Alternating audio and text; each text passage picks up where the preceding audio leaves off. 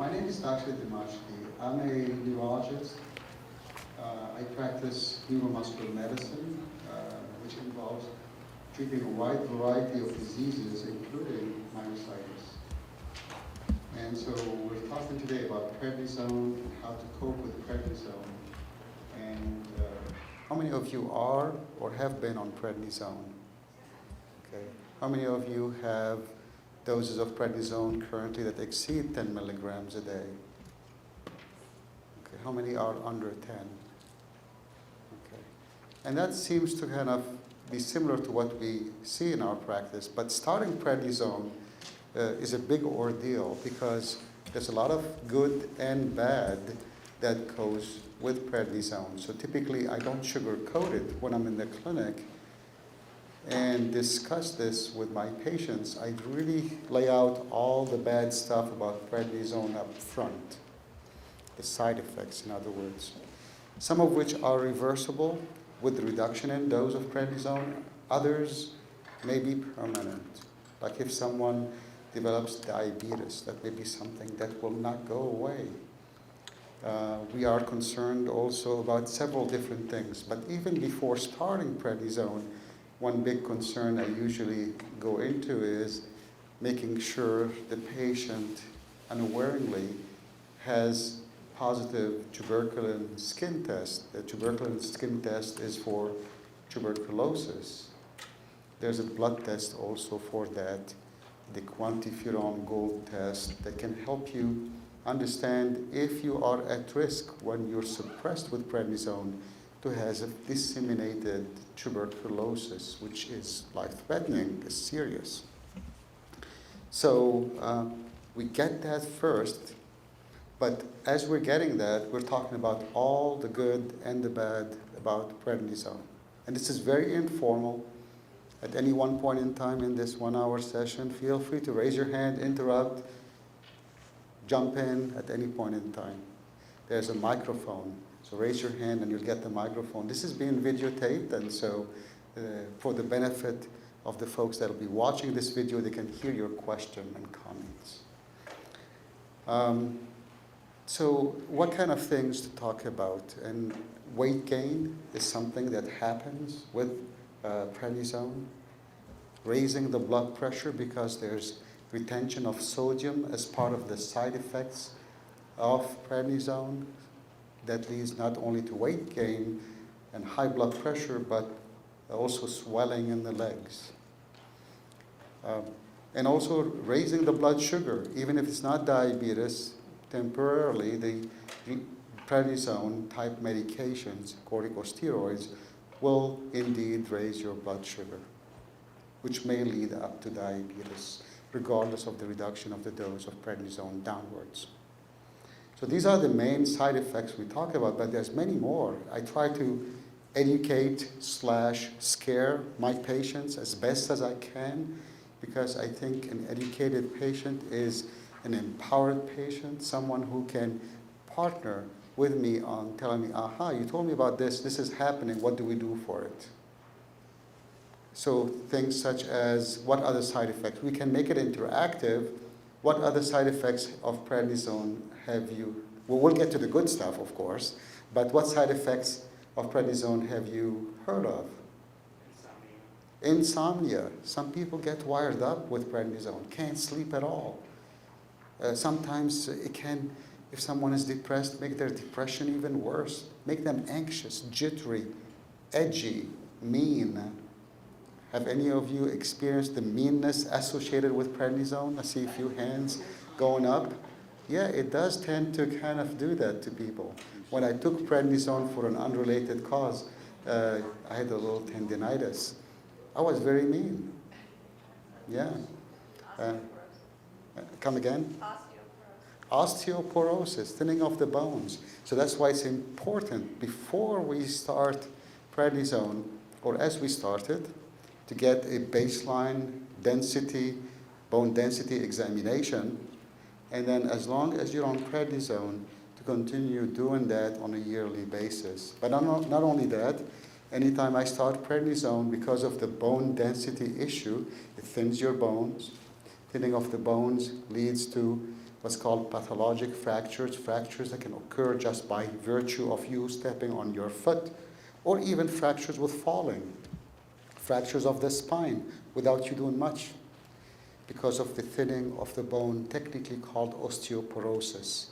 And a precursor to that is something called osteopenia, where the bone is weakened but yet not in the severe stage of degradation. And the risk of fractures goes up when you have the thinning that's mild to the thinning that's severe of the bone. So it's important as we start prednisone to talk about taking calcium and vitamin D, because what that does, it reduces the likelihood of developing osteopenia or osteoporosis, bone thinning basically. How much calcium should it be? How often should you take it? Well, it turns out your gut has a limited capacity to absorb calcium. The easiest is to say, okay, I'm going to take all the calcium at once in the morning or in the evening, but it doesn't work well that way. You have to divide it over 2-3 times a day, depending on the dose.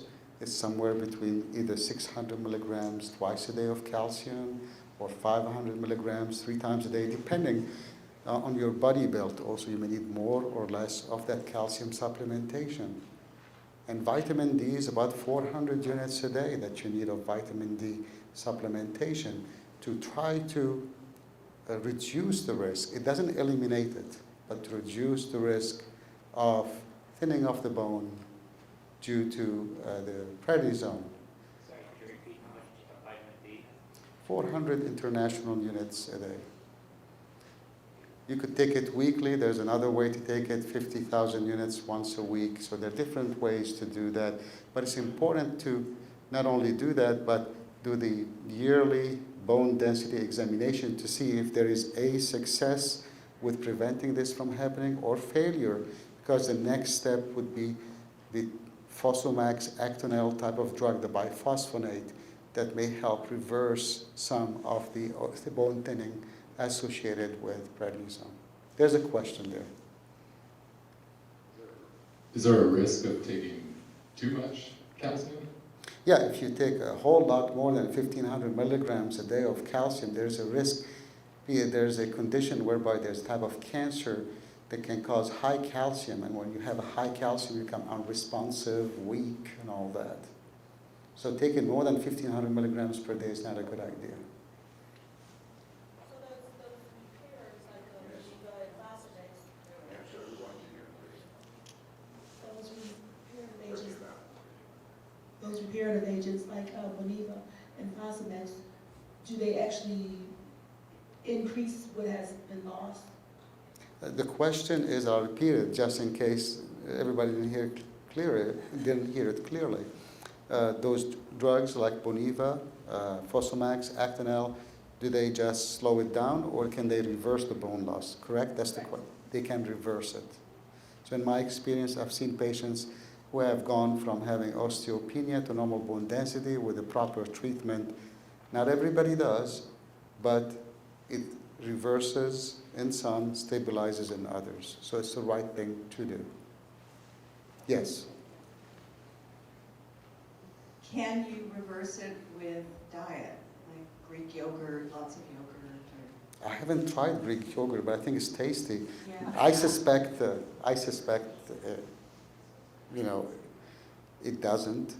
There's no data out there that I know that it shows that taking diet of certain type would reverse the thinning of the bones.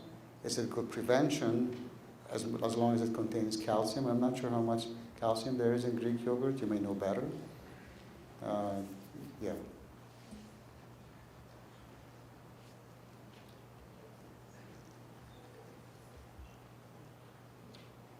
And how high is the risk of developing cataracts on the long term on prednisone?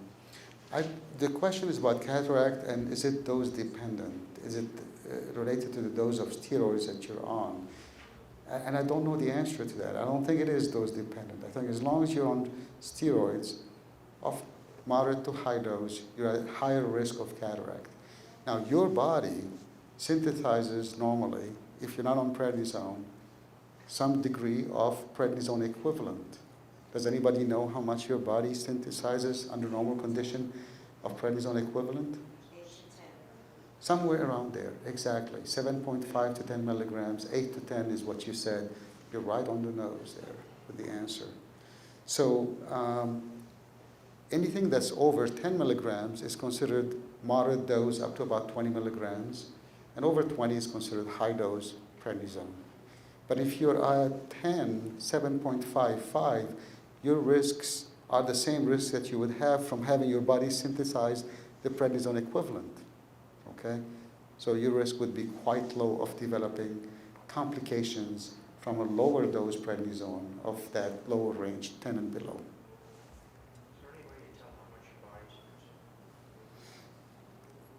There is a way to tell if your body is producing. The question is there a way to tell how much prednisone your body is producing at an individual level? Because at a general level, we know the body produces somewhere between 7.5 and 10 milligrams under healthy conditions. What if you're on prednisone, I guess is the question. Can you tell if your body is producing? If you're over 10, odds are your body is not producing. That's why we get worried about, but it's probably not perfectly true. But let me tell you why we think so, because we worry about what's called adrenal suppression. So if you're on a higher dose prednisone, if you cold turkey on it, there's a risk of developing derangements in your electrolytes and your blood pressure control. It's called Addison crisis, and your blood pressure will bottom down and you may end up in the emergency room. Now, having said that, I've had experience with patients for one reason or another, stopping prednisone on their own at a higher dose while taking it chronically, and they did fine.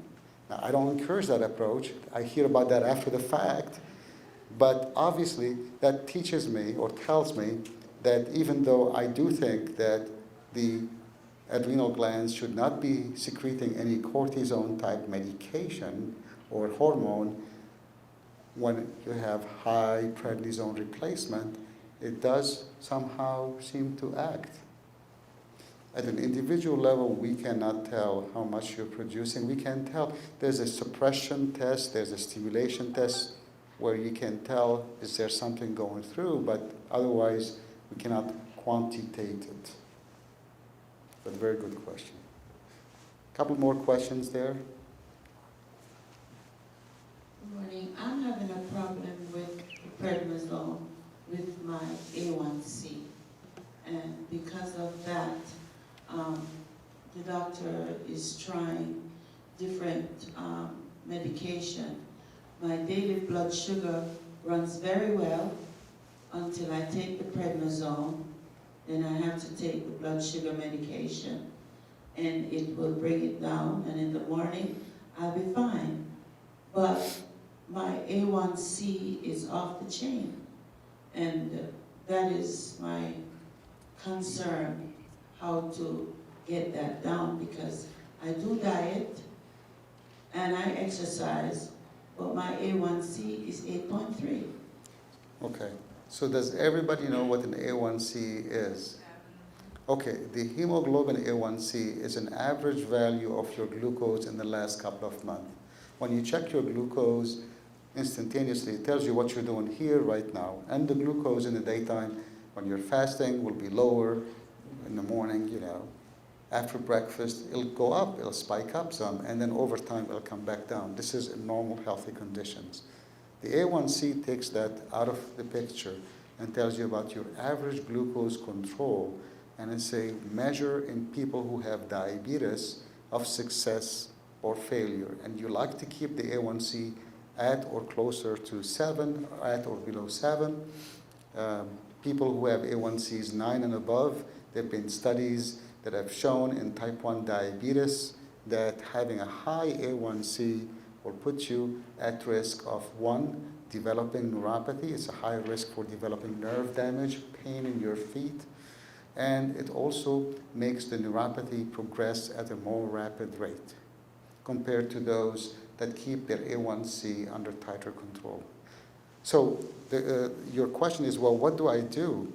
So I'm going to make a little bit of a theoretical case scenario. Let's say I have a patient who has myositis, polymyositis, And they come into me, and I confirmed it. I've done my workup for the myositis. I did a muscle biopsy and EMG, not in that order, of course. First the blood test, and the EMG, and the muscle biopsy, and most of you probably have gone through that process. Now he or she is diabetic, for starters, and I'm gonna give them a medication that's gonna really jack up their blood sugar, and I'm nervous about it because I wanna help them, I don't want to kill them, because really high blood sugar, you can get into crises, ketoacidosis, which puts you in the hospital, and then you're unresponsive, you can have seizures with that, and it's a pretty grave thing.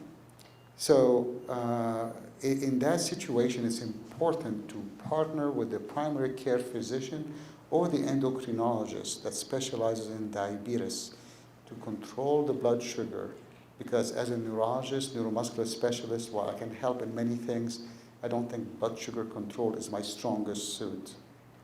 But by the same token, it's important to have a way to reduce the prednisone from the high dose it has to be in the beginning to lower dose. That's why we talk in people who have already diabetes at the beginning, at the get-go, when we're starting prednisone, we do start a second medication. We call them adjuvant drugs, helper drugs, in order to reduce the dose of prednisone much quicker than you would without the help of those adjuvant drugs. What kind of drugs are adjuvant drugs? Anybody knows in the audience? Imuran, I heard, yes. Well, metformin is to control the blood sugar. I think that's important. But Imuran, methotrexate, Cellcept are medications that are used to reduce your requirement of prednisone quicker than it would be without their help. So in someone who is already diabetic, not developed it yet, after the fact, or if they develop it during the course of the treatment and they're still staying on high-dose prednisone that's messing up with their A1C, that's what I do. I look at adding a helper drug because I want that prednisone to be really low as 0 if I can, but as really low, 10 or below a day. So when do you say that it's hypoglycemia versus if it's diabetes? But that's not my question. Right, so how do you define diabetes in someone that is on high-dose prednisone, right? It's impossible to do that because a high-dose prednisone will raise your blood sugar. But once you get down to 10 or below, if your blood sugar is still high and whatnot, then you are stuck with diabetes. Yeah, because typically it's there to stay.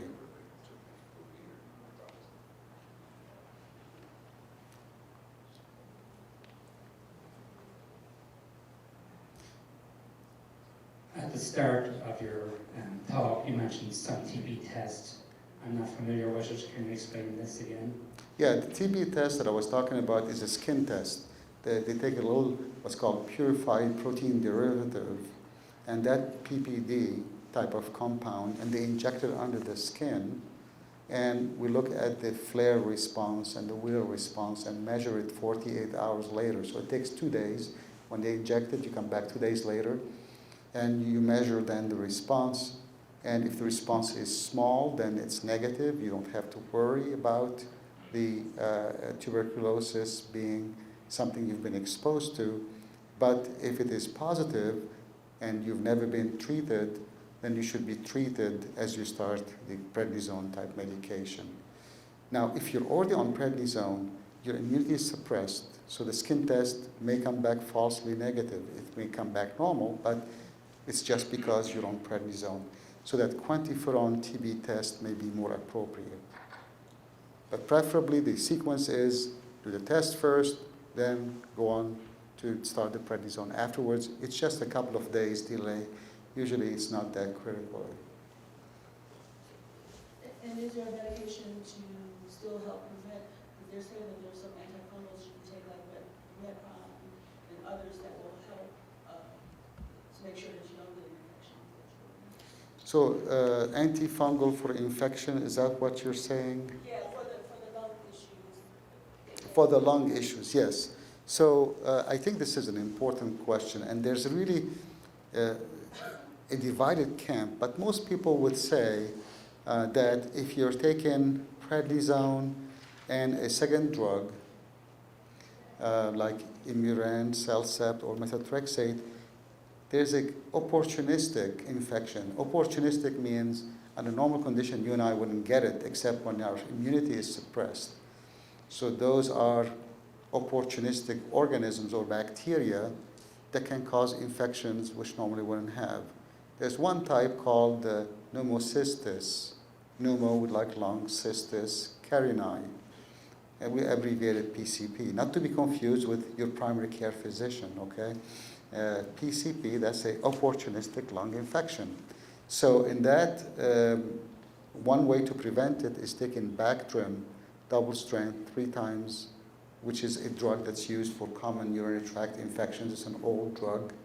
Bactrim is used 3 times a week to reduce or prevent the risk of developing that type of lung infection called PCP, pneumocystis carinii. Was that your question? Yes, but Bactrim, isn't that a sulfur-based, and you can't take that if you take methotrexate? Bactrim is sulfa-based, and what's the rest of the question? You can't take it if you take methotrexate, doesn't it interact with methotrexate? I'm not aware of an interaction between Bactrim and methotrexate. Now, there are some people that are allergic to sulfa, and there are alternatives to that.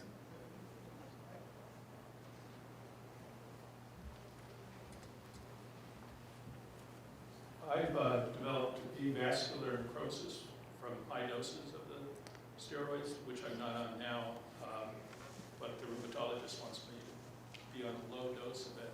Is there something I should be taking to counteract it? Is it the same as osteoporosis? Or?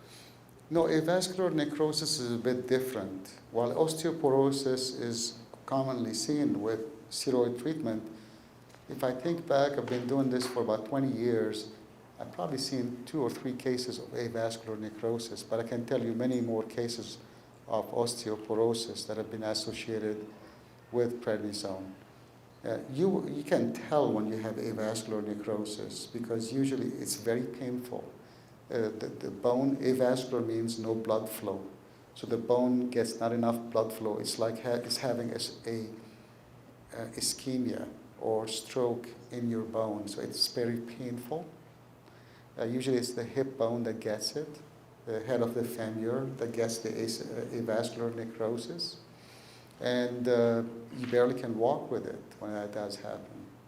There's treatment for that too, but it's another one of those side effects of prednisone. And, you know, do I always tell people about avascular necrosis? It's so rare. I pick my battles. I tell them, you know, you can have high blood sugar, high blood pressure, gain weight, retain fluids, can get cataracts, glaucoma, can't sleep well, be mean, depressed, anxious, can make you think of hurting yourself or others, being suicidal or homicidal, thin, fragile skin that can bruise easily, gastric ulcer that may bleed and cause you death.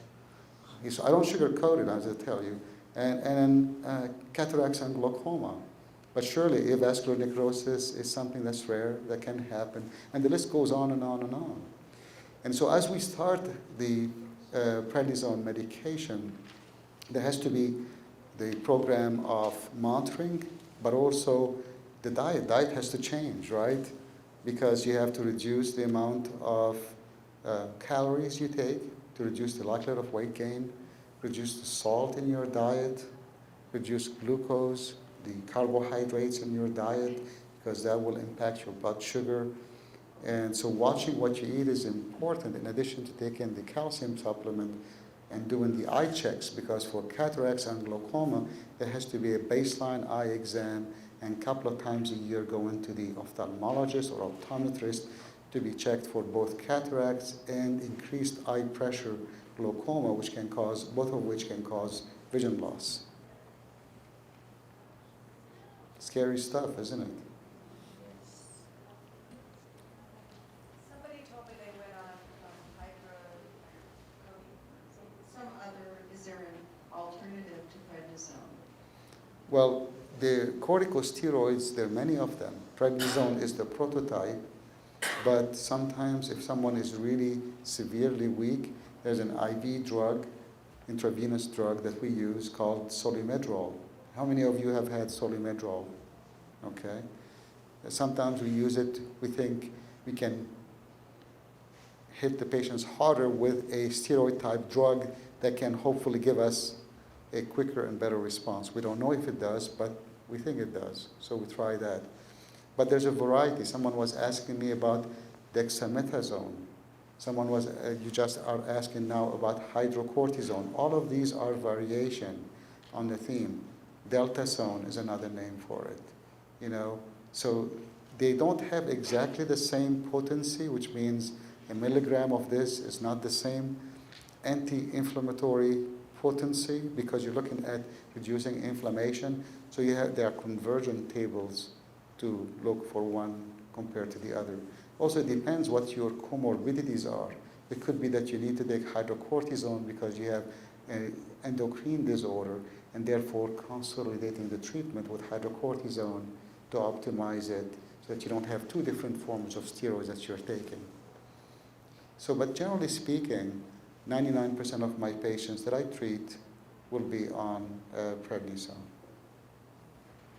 Yes?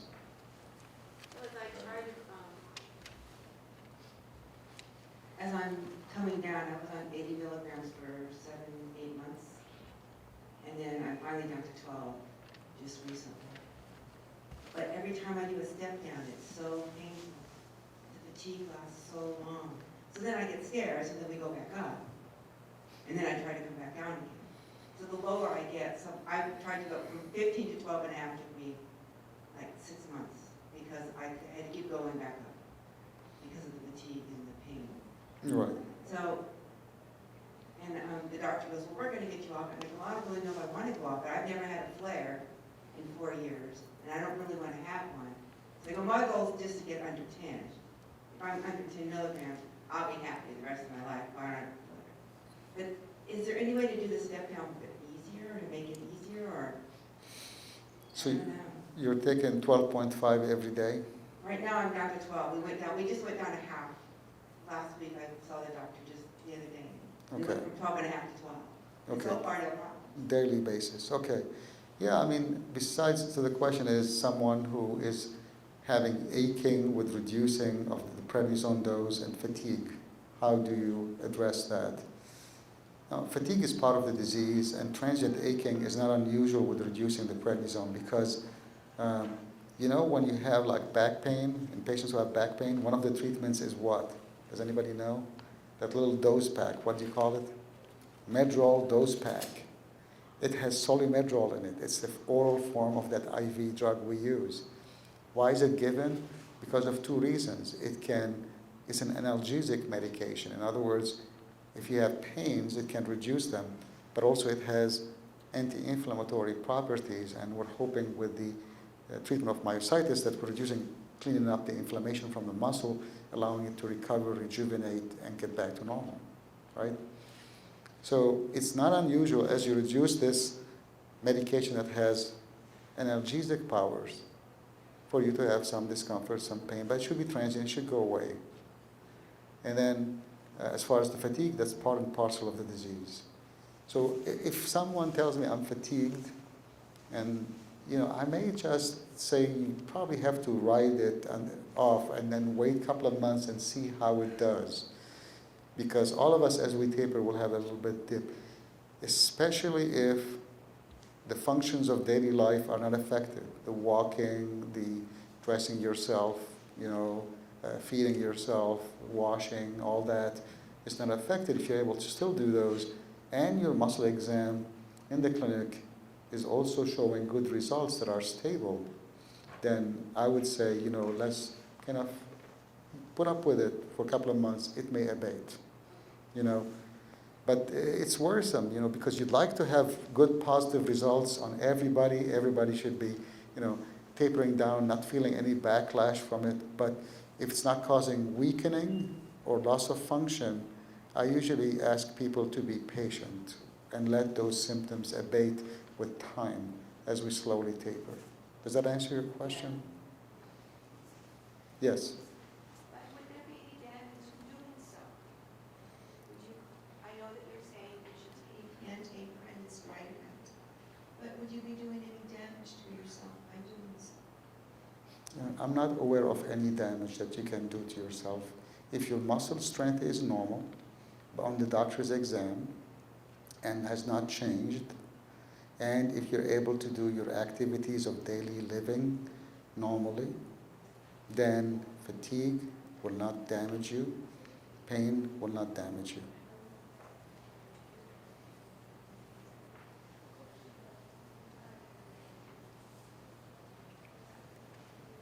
I wanted to ask, how is it that prednisone, I know prednisone suppresses the immune system, but I'm not sure how it actually works. What is it actually doing to suppress the immune system? That's a very important question. So the question is, how does prednisone work? What is it doing? We're talking about an analgesic effect, inflammatory effect. What do we mean by inflammatory effect? It's just, where does it work? Prednisone is like a napalm bomb. It's not a laser-guided bomb. It doesn't work in one area. It kind of goes there and goes at the immune system and hits it in several different places. So one of the things it does, it goes to the nucleus and binds to a receptor in the cell nucleus and works on NF-kappa B and other mediators of inflammation, NF-kappa B and other mediators of inflammation, to turn down the immune system.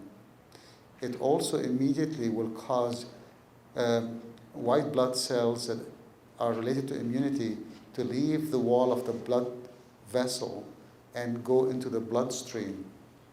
It will also suppress cells, and these are called polymorphonuclear cells. They leave the vessel wall and go into the bloodstream. And these are cells that are soldier cells. They go there and look for active infections and try to fight them. But there are other cells that are related to the myositis mechanism called lymphocytes. It causes suppression of lymphocytes, and it prevents migration of lymphocytes from lymph nodes. So it works with, unlike targeted therapies, like say rituximab, where we know it goes to that CD20 type cells and then binds to that receptor, and that's where the mechanism is.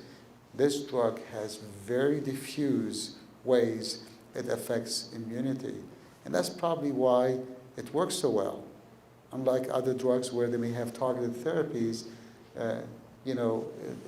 clearly prednisone has withstood the test of time as far as showing an effect in people with different autoimmune diseases, including myositis.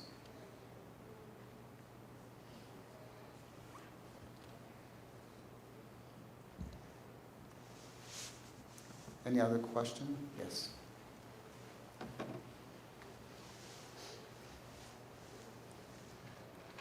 You spoke about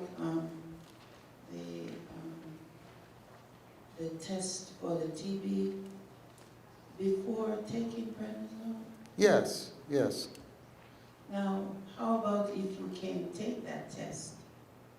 If you can't take that, there are reasons not to be able to take the TB tests. For example, there are places where they give a vaccine called BCG vaccine. So once you have that immunity with the BCG vaccine, for the rest of your life, your skin test will become positive, and all it means is that you've had that vaccine at one point in your lifetime. So that's where that other blood test, it's not a skin test, the quantiferon TB gold test can help. Okay? How do you spell that? Quantiferon, Quanti, F like in Frank, ERON, TB gold test. It's a blood test. It also comes back within 2-3 days.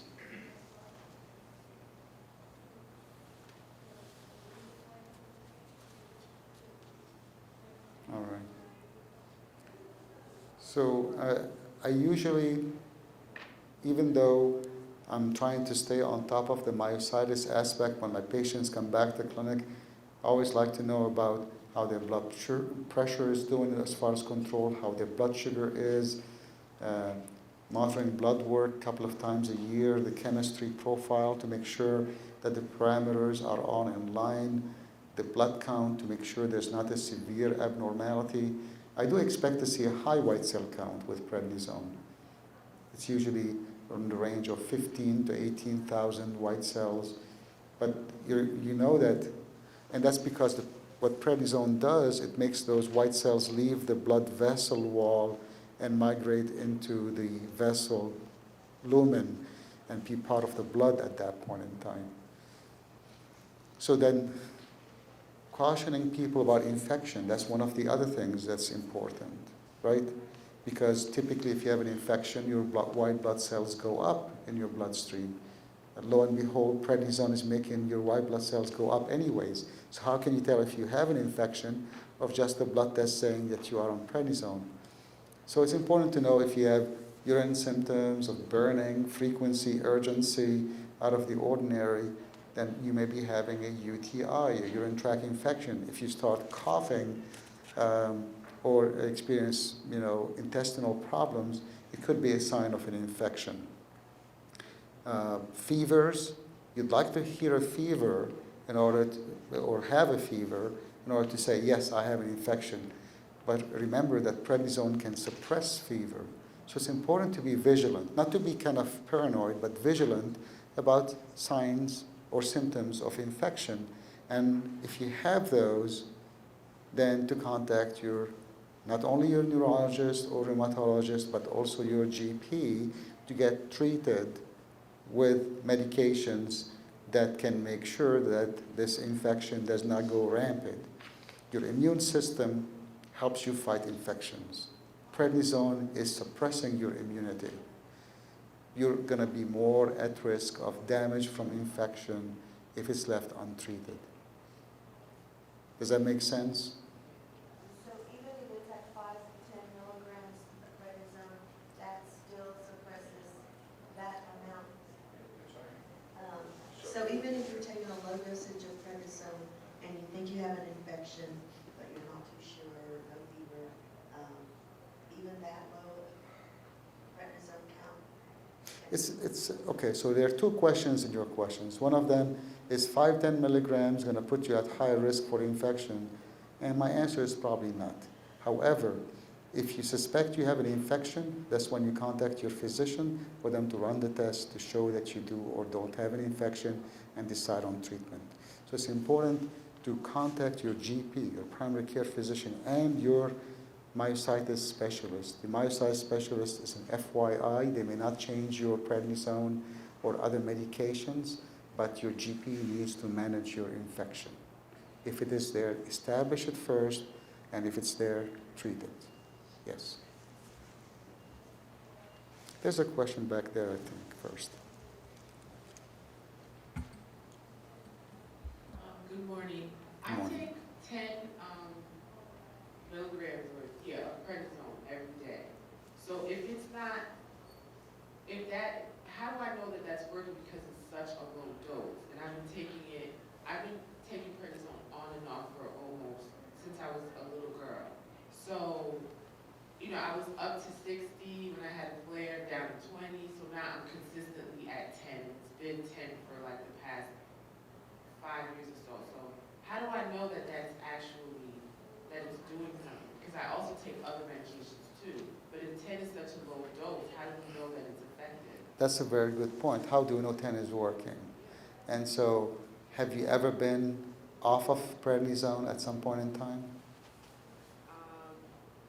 Yeah. Can we give her the microphone? I have a couple more questions for her. So because sometimes it's about what you've been through that tells us a lot about where you need to go. And how long had you been the longest time off prednisone?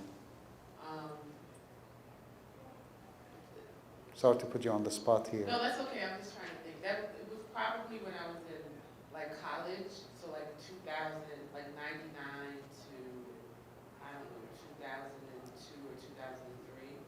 Okay, Like I when, was off, but I was taking other things. I was inconsistent with it. that's fine. Yeah. When we're younger, we usually do things differently. That's, Yeah, that's I okay. was, I didn't care. I Yes. was feeling great, doing that, I didn't care. So I wasn't consistent. I just got consistent maybe within the past 10 years or so. In the past 10 years, have you had a spurt of time when you were off the prednisone? No. That tells you something right there. So it's a trial and error. This is the answer to your question, which is, can I go down below 10 milligram of prednisone? I've been on it for 5 years now. It's a trial and error process, and it depends how adventurous you are. Is this a juncture in your life where you want to run the risk of knowing that you need it? Or is this a bad time for that to happen? You know? And the trial and error is a slow taper, basically. And seeing if your symptoms flare up, 10 may not do it. You may have to go to 20, 30, or 40 and then go back down slowly again. So that's kind of, I give a heads up to my patients, yeah, do you want to do this? We can do this.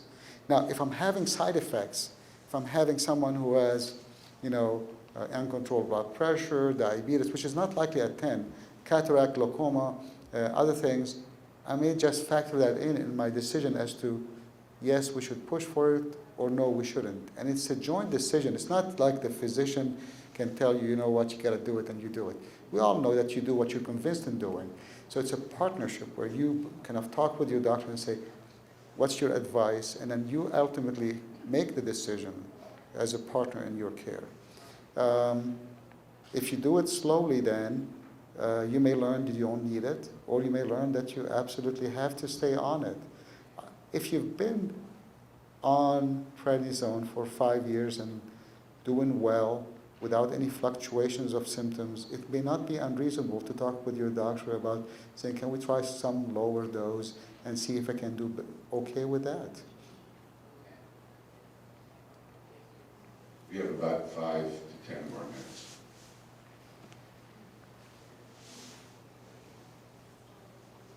I've been taking prednisone for about 7 years, and currently I'm taking 15 milligrams per day.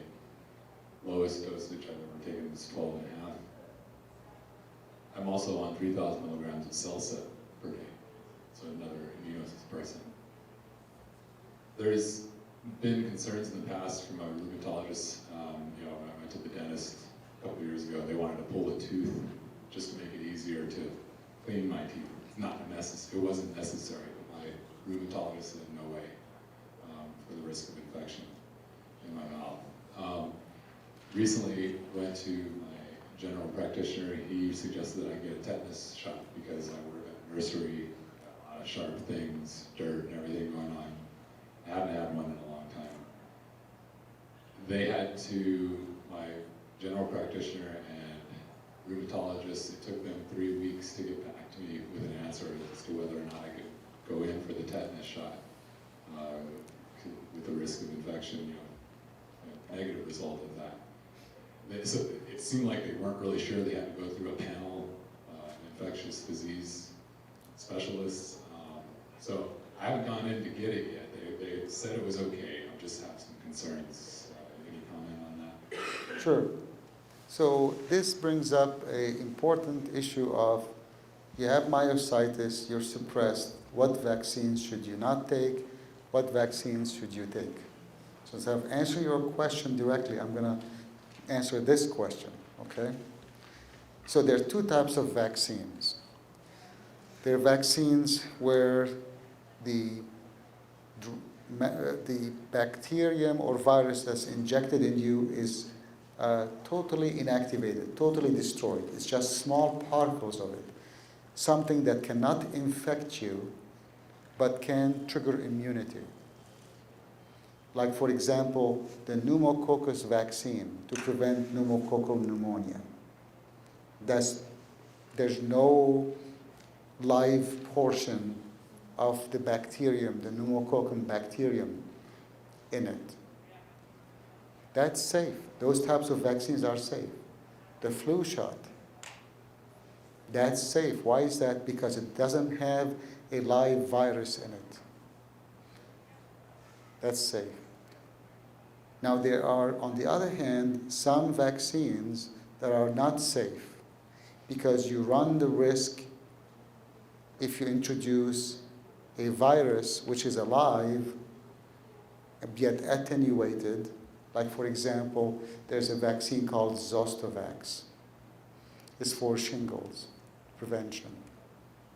That has a live attenuated virus. That would not be a good idea in someone who is on immunosuppression to take it because there's a risk of that vaccine which is attenuated enough for normal people to not have an infection with it, for folks who are suppressed in their immunity to get infected by it. Okay? Now, there's a nasal flu vaccine. What's the difference between the flu shot and the nasal flu vaccine? It's live. So that's not a good idea. There are times when there are shortages of the flu shots. They tell you, you want to get that, the nasal flu vaccine, don't do that, okay, because it's live. So it's important to get immunity, but having said that, even when it's not the bad stuff, the live attenuated stuff, even when it is the inactivated stuff or the small particles, your degree of immune response that you will mount in response to the vaccine will be slightly lesser than people that are not suppressed. So I would say I advise my patients who are suppressed to get the pneumococcal vaccine, to get all those vaccines that as they need them that are inactive, there's no active live particle in them, but tell them your immune response will not be as good as someone who is not suppressed. Does that answer your question? No, it's not. I'm sorry? I couldn't hear your question. The pneumonia is not a live vaccine, no. Sorry. I have a question. Let's say a person I know, I won't say something that's me. I got pneumonia and H1N1 last year, and spent too much time in the hospital. And I was thinking, oh, they'll stop my prednisone treatment, and I guess I was on methotrexate for my immune system to recover, but they didn't. And then when I got out of the hospital, I talked to the rheumatologist. He's like, "What? They catch you on that? Why didn't they pull you off that lead?" And it was a severe, wasn't your normal. I was in there for 3 or 4 days on oxygen, and life or death, touch or go. So, when you get sick, I guess my question, with like a pneumonia or a severe flu H1N1, what should you do with your prednisone treatment? That's a very important question. There's the intuitive answer and the counterintuitive answer to the question. You're on prednisone, you're immunosuppressed, you have an overwhelming infection. Should you A, stop the prednisone, B, reduce it, C, increase it, or D, none of the above? I'm not going to get a show of hand because this is not what we're trying to do here. But the right answer is tricky because we have to understand how your body, under normal condition, responds to infections. Let's assume you're not taking prednisone. One of your stress responses is that your adrenals will react to an infection by secreting more of that normal prednisone that's in your body. That 8 to 10 milligrams we talked about, under normal conditions to maintain your blood pressure and your body going, your immunity will normally jack it up to a much higher level. And when that fails, that's when you become hypotensive. Your blood pressure drops down and you're very sick and it puts you on all those fluids and whatnot. So typically if someone is on prednisone, depending on the dose, the usual response that I have in the setting of infection is to say we have to do what's called stress doses of prednisone. If it's a high dose already, I'm not worried about it. But if we're talking about someone in 10, 20, 30 milligram dose range, I may increase it because their body cannot secrete enough of that endogenous hormone to really fight infection to the extent to maintain blood pressure and make people survive it. So it's a very counterintuitive answer, quite different from what you heard from your physician. But that's what we do. If someone is undergoing a surgical procedure and is on prednisone, the anesthesiologist will routinely administer what's called stress dose of prednisone, equivalent in the vein. You cannot give it by mouth when you're out and sedate. So very counterintuitive answer. You would think otherwise, right?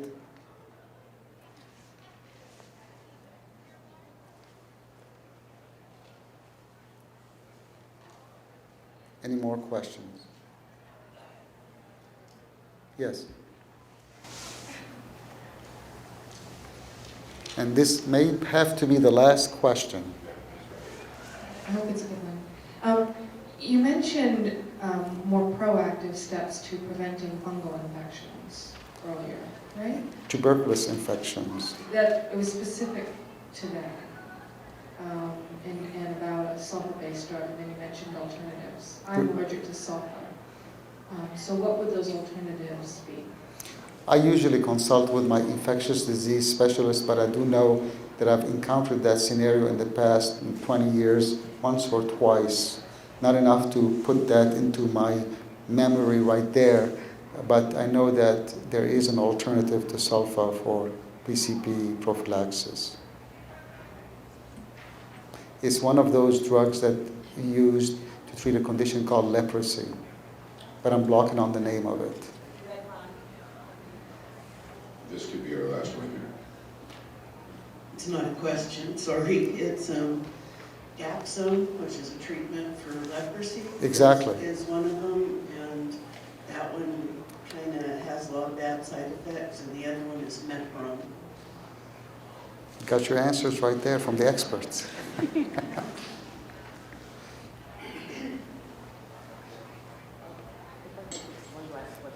One last question, okay.